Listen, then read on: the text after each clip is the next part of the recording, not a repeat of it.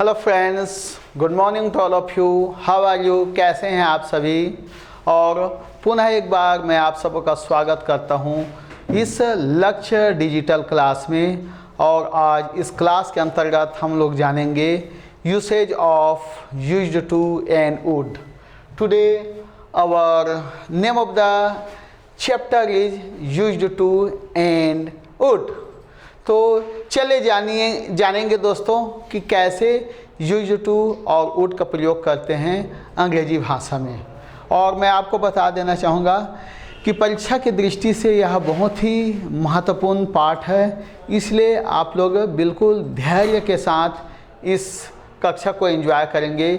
इस कक्षा में जो भी बातें बताई जा रही है उसको सीखेंगे परीक्षा को ध्यान में रखते हुए।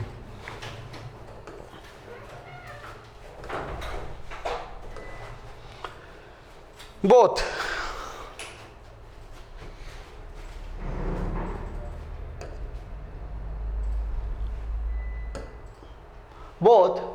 used to and would are used to show habitual action in the past. However, would cannot be used to show states in the past. Look at the digital board. Both used to and would, they are used in the past, but how they are used, you can see these things in this chart. Look at here, habitual action in the past. Both would and used to can be used. Habitual action, यहाँ पर habitual action जो दिखाया गया है, इन the past, पुराने समय में, वो समय बीत चुका है। वहाँ पर हम में अगर कोई आदत थी तो उसको हम लोग हैबिचुअल एक्शन में लेंगे, लेकिन ये आदत अब हम में नहीं है। अब वो आदत जा चुका है, या तो आदत खत्म हो चुका है या फिर वो समय गुजर चुका है, वो दौर गुजर चुका है। Here habitual action in the past, both would and used to can be used. यहाँ पर पास्ट एक्शन में जो हमारी आदत थी उसमें चाहे तो हम लोग वुड भी इस्तेमाल कर सकते हैं या यूज्ड टू भी इस्तेमाल कर सकते हैं। दोनों ग्रामेटिकल रूप से सही हैं, दोनों को हम समान रूप से इस्तेमाल कर सकते हैं। इसको अगर हम वाक्य के रूप में देखें तो कैसा होगा? I would play all day as a child. जब मैं बच्चा था तो दिन भर खेला करता था। I would go to my grandmother's house every day. मैं प्रतिदिन अपने दादी माँ के घर जाया करता था। I would go to my grandmother's house every day. Just the next one is I would ride my tricycle every evening. प्रत्येक शाम को, जब मैं बच्चा था, प्रत्येक शाम को ट्राईसाइकिल का मतलब होता है जिसमें 3 चक्के होते हैं। तो मैं बचपन में प्रत्येक शाम को तिपहिया साइकिल चलाया करता था। I would not go out in the dark. और बताऊं, मुझे अंधेरे में जाने से बहुत डर लगता था, इसलिए मैं अंधेरे में नहीं जाता था। So you can see here in would we can use the past action. चलिए दूसरी तरफ हम लोग देखते हैं यूज्ड टू का प्रयोग। इधर में हमने सारे वाक्यों में वुड का प्रयोग देखें। Now in this section we are going to see the usage of used to. Habitual states in the past.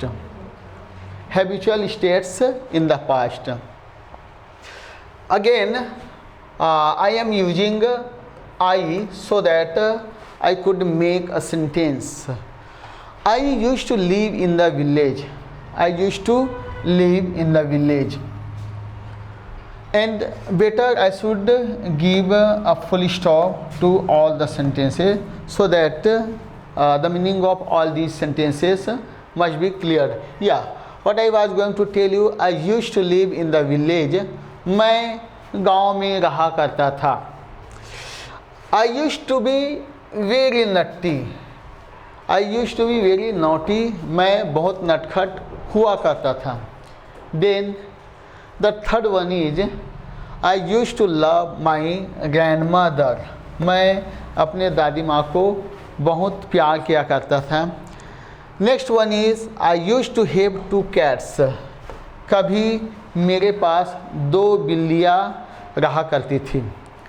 Then he used to believe in ghost. वह उसको भूत में विश्वास था। Next one is he used to sleep in the afternoon. वह दोपहर में सोया करता था। So according to this chart, इस चार्ट के अनुसार हम देखते हैं कि वुड और यूज्ड टू का प्रयोग हम एक साथ कर सकते हैं पास्ट एक्शन पास्ट हैबिट में। What are the past actions और past habits? These are the actions that were in us, that were related to us in once upon a time, in our past, in our childhood, or in a certain place. But those habits are not with us at present. That's why we can use either would or used to. तो मैं यहाँ पर बता रहा था कि would और used to का प्रयोग हम ऐसे आदतों में प्रयोग कर सकते हैं जो समय के साथ बदल चुका है। शायद बचपन में या किसी निश्चित स्थान पर वो आदत हुआ करते थे। जैसे हम लोग कुछ ऐसी बातें करते हैं, जब हम अपने स्कूल के बगल से गुजरते हैं तो क्या बोलते हैं, अरे कभी मैं इस स्कूल में पढ़ा करता था। या फिर बहुत दिन के बाद जब गांव में आना होता है शहर की ओर से, तो हम अपने जो साथी जो शहर से हमारे साथ आया हुआ है उसको बताते हैं, यहाँ पर मेरा चाचा जी का मकान हुआ करता था और बाढ़ में वो ख़त्म हो चुका है। या यहाँ पर एक नारियल का पेड़ हुआ करता था, अब उस पेड़ को काट डाला गया है। So according to these examples may I clear all the concept that would and used to, they are used to show the past actions, they are not present, those are not at present. We can't see those things. Those things were related to a particular place or a particular time. Okay, now as you saw all the things, both the things, I mean to say both you would and used to in these examples. I think all the things are becoming clear to you. By the way, we are going to the next slide. Now we are going to make the points clear one by one.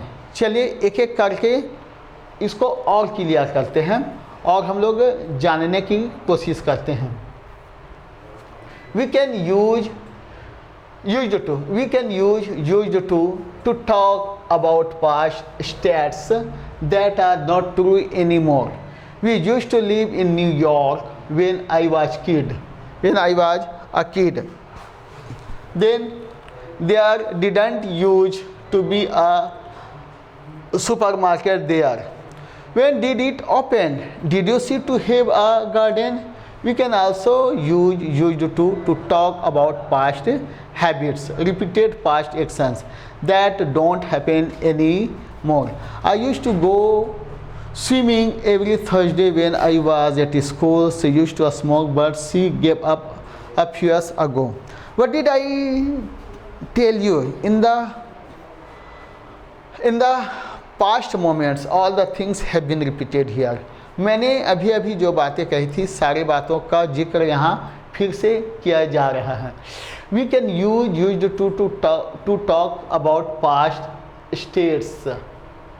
पुरानी बातों को, मानसिक दशाओं को यहाँ पर उद्धृत किया जाता है used to में. जैसे कि यहाँ पर बोल रहा है We used to live in New York when I was a kid. जब मैं बच्चा था, इसको नंबर 1 मानते हैं.